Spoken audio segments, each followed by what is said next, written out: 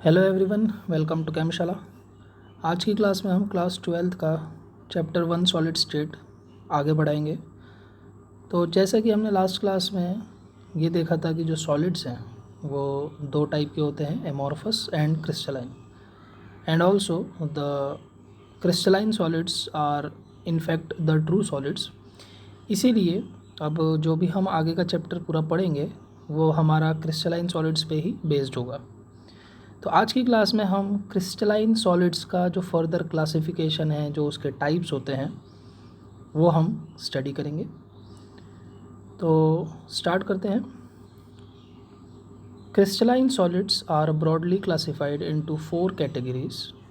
ये हमें याद रखना है, हम इन्हें 4 कैटेगरीज में डिवाइड कर रहे हैं depending on the nature of intermolecular forces operating between the constituent particles.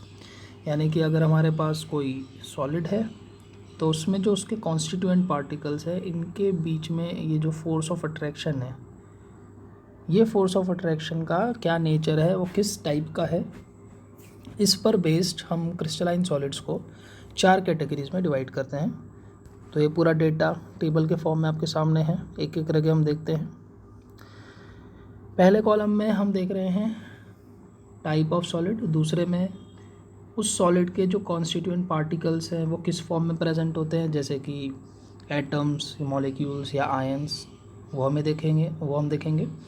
Third में अट्रैक्टिव फोर्सेस कौन से टाइप के हैं, जिसके बेसिस पे ही हमने क्लासिफिकेशन किया है। फिर इन फोर्सेस के ऊपर बेस्ड जो उनका फिज़िकल नेचर होगा, कि जब उन सॉलिड को हम एग्जामिन करेंगे तो रूम टेम्परेचर पे वो सॉफ्ट होंगे, हार्ड होंगे, इनकी डेंसिटी कैसी होगी, अपीयरेंस कैसा होगा, वो हम देखेंगे। फिर कंडक्टिविटी के बारे में भी हम बात करेंगे कि इलेक्ट्रिसिटी वो कंडक्ट कर सकते हैं या नहीं कर सकते हैं। फिर मेल्टिंग पॉइंट के बारे में बात करेंगे, क्योंकि ये इंटरमॉलिक्यूलर फोर्सेस की स्ट्रेंथ के बारे में आपको आइडिया देता है। और लास्ट में कुछ एग्जांपल्स देखेंगे। तो 1 बाय 1 हम टाइप देख रहे हैं। तो देखिए, फर्स्ट टाइप है मॉलिक्यूलर सॉलिड्स। क्रिस्टलाइन सॉलिड का फर्स्ट टाइप है मॉलिक्यूलर सॉलिड।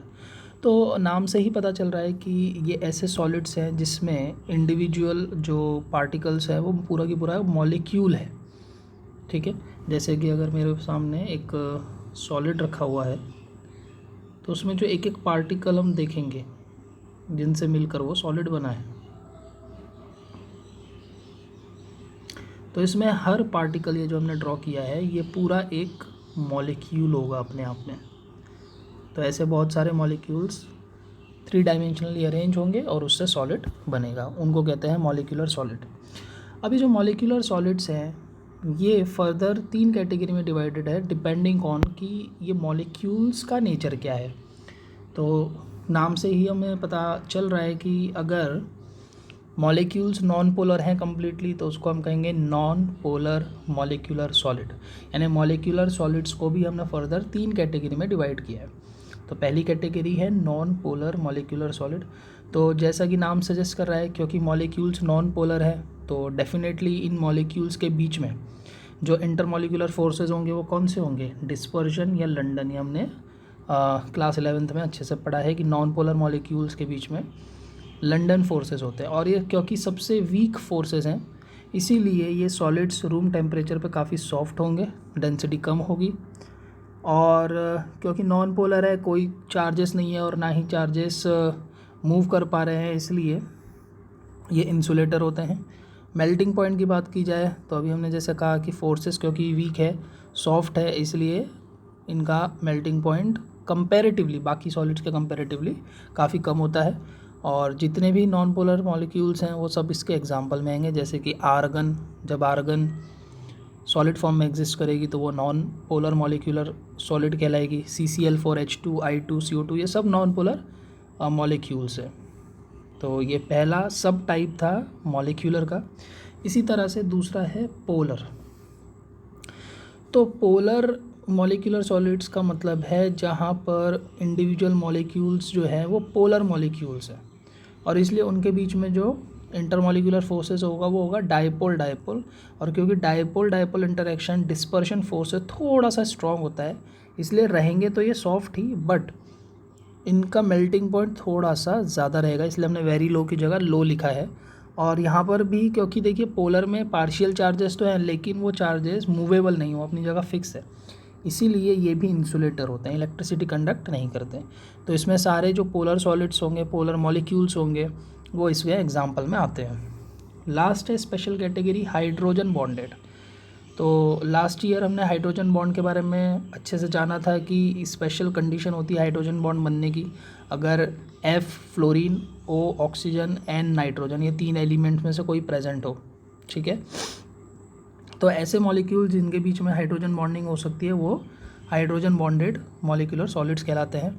अब क्योंकि हाइड्रोजन बॉन्ड बाकी इन दोनों फोर्सेस से स्ट्रॉन्गर होता है, यानी इंटरमॉलिक्यूलर फोर्सेस में लगभग सबसे स्ट्रॉन्ग वो होता है, इसीलिए ये सॉलिड्स रूम टेम्परेचर पे थोड़े से हार्ड होते हैं, या जब भी वो बनेंगे, जिस भी कंडीशन में वो सॉलिड फॉर्म में एग्जिस्ट करेंगे, वो थोड़े से हार्ड होंगे relatively as compare to previous 2 types. लेकिन इसमें भी क्योंकि चार्जेस मूवेबल नहीं है तो ये भी इंसुलेटर होते हैं। और मेल्टिंग पॉइंट बाकी जो अभी हम आगे टाइप्स देखने वाले हैं, जो बाकी के टाइप्स हैं क्रिस्टलाइन सॉलिड्स के, उनके कंपैरिजन में इनका मेल्टिंग पॉइंट फिर से बहुत कम होता है, लेकिन अगर हम नॉन पोलर पोलर से बात करें तो उससे थोड़ा सा ज़्यादा होता है। तो इसमें एग्जांपल हम सब जानते हैं, बहुत ही कॉमन एग्जांपल आइस, ठीक है, क्योंकि आइस का फॉर्मूला होता है H2O, और H2O हाइड्रोजन बॉन्ड फॉर्म करता है एक दूसरे के मॉलिक्यूल के साथ। तो इसीलिए हम देखते हैं कि भाई जो H2O है वो रूम टेम्परेचर पे लिक्विड फॉर्म में एग्जिस्ट करती है और 0 के आसपास वो सॉलिडिफाई हो जाती है, ठीक है। तो ये पहला टाइप था मॉलिक्यूलर सॉलिड। अब आगे बढ़ते हैं, second type is ionic solids. तो again as the name suggest, the individual particles are the ions, और ये हमने लोअर क्लासेस में भी पढ़ा है। इसमें क्या होता है कि जैसे अगर ये सॉलिड है तो इसमें एक पॉजिटिव आयन, फिर नेगेटिव आयन, फिर पॉजिटिव आयन, ऐसे पॉजिटिव नेगेटिव आयन्स जो है स्ट्रांगली एक दूसरे से बाइंड होंगे और उससे पूरा सॉलिड बनेगा। तो पॉजिटिव को ऑलरेडी हम क्या कहते हैं, कैटायन कहते हैं, और नेगेटिव को एनायन कहते हैं, यानी कि कैटायन और एनायन इन तरह के सॉलिड्स को फॉर्म करते हैं। और क्योंकि हम सब जानते हैं कि कैटायन और एनायन एक कंप्लीट परमानेंट चार्ज है, इसलिए उनके बीच में जो इंटरमॉलिक्यूलर फोर्सेस होंगे वो होंगे कूलम्बिक और इलेक्ट्रोस्टैटिक फोर्स ऑफ अट्रैक्शन, जो बहुत ही स्ट्रॉन्ग होते हैं। और इसी की वजह से ये सॉलिड्स काफ़ी हार्ड होते हैं, बट ब्रिटल होते हैं। ब्रिटल का मतलब है कि जो ब्रेक हो सके, ये ब्रेक हो जाते हैं आसानी से। इसके बाद का पॉइंट है इलेक्ट्रिकल कंडक्टिविटी। तो इनके बारे में एक ख़ास बात है कि जब तक ये सॉलिड फॉर्म में रहेंगे तब तक ये इंसुलेटर की तरह बिहेव करते हैं। क्यों? क्योंकि सॉलिड फॉर्म में जो एक कैटायन और अनायन है अपनी जगह फिक्स है, मूव नहीं कर सकते। बट अगर हम उनको उनकी मोल्टन स्टेट में यानी कि लिक्विड स्टेट में कन्वर्ट कर दें, या उनके एक्वियस सॉल्यूशन के फॉर्म में उन्हें कन्वर्ट कर दें, तो दोनों ही सिचुएशन में ये आयंस आसानी से मूव कर सकते हैं, और इसीलिए मोल्टन स्टेट और एक्वियस सॉल्यूशन में ये बन जाते हैं कंडक्टर्स। तो ये पॉइंट बहुत ही इंपॉर्टेंट है। मेल्टिंग पॉइंट ऑब्वियसली बात है काफ़ी हाई होगा, और इसमें एग्जांपल सारे सॉल्ट्स का आ सकता है, क्योंकि सारे सॉल्ट्स जो होते हैं वो आयोनिक कंपाउंड्स होते हैं। थर्ड टाइप है मेटेलिक सॉलिड्स। तो as the name suggest again कि इसमें सारे मेटल्स आते हैं, और यहाँ जो बॉन्डिंग प्रेजेंट होती है, इंटरमॉलिक्यूलर फोर्सेस होते हैं, उनको हम मेटेलिक बॉन्डिंग कह देते हैं। अब यहाँ पर क्या होता है कि जैसे कि ये हमारा एक सॉलिड है, मेटेलिक सॉलिड, तो इसमें मेटल का जो भी मेटल होगा, फॉर एग्जांपल हम बात कर रहे हैं आयरन, तो आयरन के पॉजिटिव कैटायंस प्रेजेंट होंगे, फिक्स्ड पोजीशंस होगी इनकी, ये मूव नहीं कर पाएंगे, और ये एक पर्टिकुलर 3 डायमेंशनल अरेंजमेंट के हिसाब से या किसी ज्योमेट्री में अरेंज होंगे। और इनके बीच में, इनकी जो बीच की स्पेसेस हैं, वहाँ पर इन्होंने जो इलेक्ट्रॉन लूज़ किए हैं तभी ये पॉजिटिव बने, वो इलेक्ट्रॉन्स प्रेजेंट होते हैं जो मूवेबल होते हैं। ये इलेक्ट्रॉन्स फ्री होते हैं मूव करने के लिए, और इसी का कारण है कि जब हम इन सॉलिड्स को पॉजिटिव और नेगेटिव टर्मिनल से कनेक्ट करते हैं, मान लीजिए यहाँ पर नेगेटिव टर्मिनल और यहाँ पे पॉजिटिव टर्मिनल, तो ये जो इलेक्ट्रॉन्स हैं, क्योंकि ये नेगेटिव हैं, ये पॉजिटिव टर्मिनल की तरफ मूव करना स्टार्ट कर देते हैं, उनका मोशन स्टार्ट हो जाता है, यानी कि फ्लो ऑफ इलेक्ट्रॉन्स वहाँ पर स्टार्ट हो जाता है सॉलिड स्टेट में ही। और इसी का कारण है कि ये मेटेलिक सॉलिड्स सॉलिड फॉर्म में ही इलेक्ट्रिसिटी को बहुत अच्छी तरह से कंडक्ट कर सकते हैं। ये सब हमने लोअर क्लासेस में ऑलरेडी पढ़ा है कंडक्टर्स में। तो इसी चीज़ को हम कहते हैं positive ions in the sea of delocalise electron. Delocalise मतलब जो जिनकी पोजीशन फिक्स नहीं है, जो लोकलाइज नहीं है, जो मूव कर सकते हैं, ऐसे इलेक्ट्रॉन्स। फिर ये भी हार्ड होंगे, लेकिन उसके साथ साथ ये मैलिएबल और डक्टाइल होते हैं। ये मेटल्स की प्रॉपर्टीज हम जानते हैं। फिर नेक्स्ट है conductors in solid state as well as in molten state. तो किसी भी फॉर्म में ये इलेक्ट्रॉन्स जो है ये मूव कर सकते हैं, और इसीलिए ये सॉलिड स्टेट में हो चाहे मोल्टन स्टेट में हो, ये कंडक्टर होते हैं अच्छे खासे। मेल्टिंग पॉइंट इनका काफ़ी हाई होता है, क्योंकि ये जो पॉजिटिव कैटायंस और इलेक्ट्रॉन्स हैं, इनके बीच में भी जो फोर्स ऑफ अट्रैक्शन होगा काफ़ी स्ट्रॉन्ग होगा, इलेक्ट्रोस्टैटिक फोर्स ऑफ अट्रैक्शन होगा। और ये जो मेटेलिक बॉन्ड है ये भी काफ़ी स्ट्रॉन्ग होता है। Metallic bond is considered as strong bond. ये आगे भी हमें काम में आएगा। और इसमें सारे मेटल्स आते हैं। अब लास्ट टाइप पे आ जाते हैं। लास्ट टाइप इज़ कोवेलेंट और we can say network solids. इनको जायंट मॉलिक्यूल्स कहते हैं, क्योंकि इसमें एक्चुअल में क्या होता है कि इसमें कॉन्स्टिट्यूएंट पार्टिकल्स होते हैं इंडिविजुअल एटम्स, यानी कि ये एटम्स जो हैं, बहुत सारे एटम्स ऐसे एक दूसरे के साथ कोवेलेंट बॉन्ड बनाते चले जाते हैं और 3 डायमेंशनल नेटवर्क फॉर्म करते हैं, जिससे पूरा सॉलिड फॉर्म होता है। तो इनके बीच में कौन सा बॉन्ड होगा? हमेशा कोवेलेंट बॉन्ड होगा। जो एक्चुअल कोवेलेंट बॉन्ड होती है वो ये एटम्स फॉर्म करते हैं, और ऐसे करते करते ये पूरा एक 3 डायमेंशनल स्ट्रक्चर फॉर्म कर लेते हैं।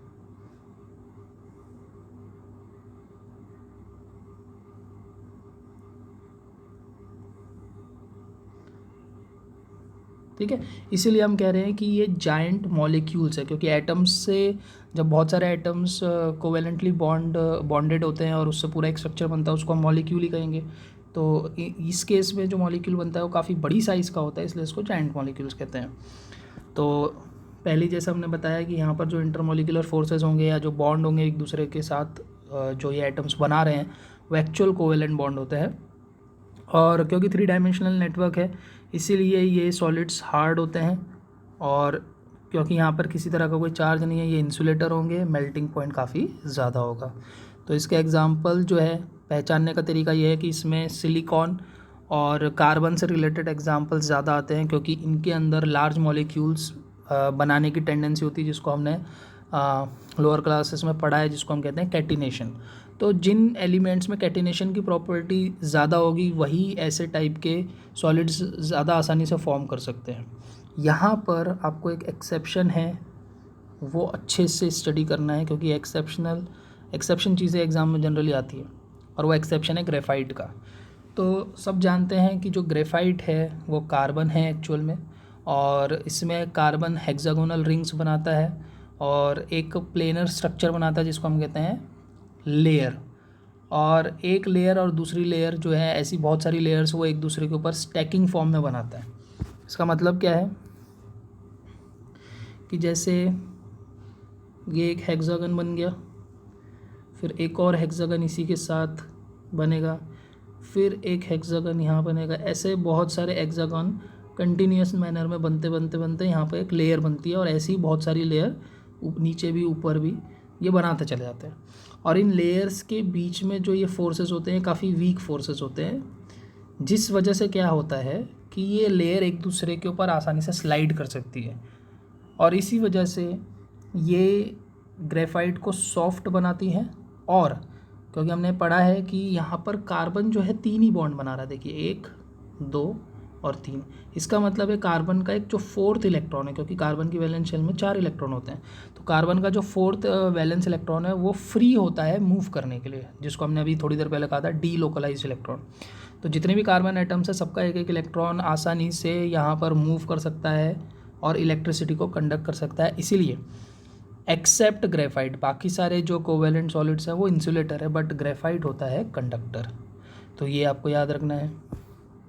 तो ये थे different types of crystalline solids. तो ये काफ़ी इंफॉर्मेटिव है और काफ़ी इम्पॉर्टेंट भी है एग्ज़ाम पॉइंट ऑफ व्यू। अब इसी से रिलेटेड कुछ पॉइंट्स जिस पे क्वेश्चन बन सकते हो हम आपके सामने रख रहे हैं। पहला पॉइंट है non polar solids and polar solids exist as gases और लिक्विड एट रूम टेम्परेचर। यानी कि जो हमने मॉलिक्यूलर सॉलिड के पहले दो टाइप देखे थे, पोलर और नॉन पोलर, ये या तो गैसियस फॉर्म में रहते हैं या लिक्विड फॉर्म में रहते हैं रूम टेम्परेचर में। यानी इनको अगर सॉलिड फॉर्म में कन्वर्ट करना है तो हमें टेम्परेचर काफ़ी लो करना पड़ेगा। बट जो हाइड्रोजन बॉन्डेड सॉलिड्स हैं ये या तो वोलेटाइल लिक्विड्स के फॉर्म में एग्जिस्ट करेंगे या सॉफ्ट सॉलिड के फॉर्म में एग्जिस्ट करेंगे रूम टेम्परेचर पे। क्यों ऐसा होता है? क्योंकि हाइड्रोजन बॉन्ड जो है वो रिलेटिवली स्ट्रॉन्गर होता है डाइपोल डाइपोल और लंदन फोर्सेस से। ठीक है, इसका एग्जांपल हम सब जानते हैं, वाटर इसका काफ़ी अच्छा एग्जांपल है, क्योंकि रूम टेम्परेचर पे जो वाटर है वो लिक्विड फॉर्म में एग्जिस्ट करता है, which is hydrogen bonded molecular solid. Second point है electrical conductivity, thermal conductivity and lustre of metallic solids is due to free and mobile electron. ये हमने पहले ही देख लिया कि मेटेलिक सॉलिड्स में फ्री इलेक्ट्रॉन्स होते हैं जो आसानी से मूव कर सकते हैं। मोबाइल का मतलब होता है जो मूव कर सकते हैं, और इन्हीं इलेक्ट्रॉन्स की वजह से वो कंडक्टिविटी, थर्मल कंडक्टिविटी का मतलब होता है कि हीट को अपने अंदर से फ्लो होने देना, और जो हम देखते हैं मेटल्स शाइनी होते हैं। ये तीनों प्रॉपर्टी इन्हीं फ्री इलेक्ट्रॉन्स की वजह से होती है। Third point, the fourth valence electron of each carbon atom in graphite is present between different layers and is free to move around. तो ये अभी हमने थोड़ी देर पहले देखा था कि ग्रेफाइट के अंदर हर कार्बन का जो फोर्थ वैलेंस इलेक्ट्रॉन है वो फ्री होता है मूव करने के लिए, और इसी वजह से, इन्हीं फ्री इलेक्ट्रॉन्स की वजह से ग्रेफाइट जो है अच्छा कंडक्टर होता है इलेक्ट्रिसिटी का। Last point, different layers in graphite can slide one over the other. This makes graphite a soft solid and a good solid lubricant due to slippery surface. यानी कि क्योंकि ग्रेफाइट का स्ट्रक्चर ऐसा होता है कि उसमें डिफरेंट लेयर्स होती हैं और उन लेयर्स के बीच में काफ़ी गैप होती है, जिसकी वजह से लेयर्स एक दूसरे पे स्लाइड कर सकती हैं आसानी से। तो इसी वजह से इसका जो सरफेस है वो थोड़ा सॉफ्ट होता है, स्लिपरी होता है, जिसकी वजह से हम ग्रेफाइट को एक सॉलिड लुब्रिकेंट की तरह यूज़ करते हैं। लुब्रिकेंट ऐसे मटेरियल को कहते हैं जो दो सरफेसेस के बीच में फ्रिक्शन को कम करने के लिए यूज़ किया जाता है। ठीक है, अब आज की क्लास पे बेस्ड कुछ क्वेश्चंस हैं जो आपके लिए हमने होमवर्क में रखे हैं। आप इन क्वेश्चंस को देखिए और सॉल्व कीजिए, जिससे आपका ये टॉपिक और स्ट्रॉन्ग होगा। फिर से मिलेंगे हम नेक्स्ट टॉपिक के साथ, तब तक पढ़ते रहिए। Be safe, thank you.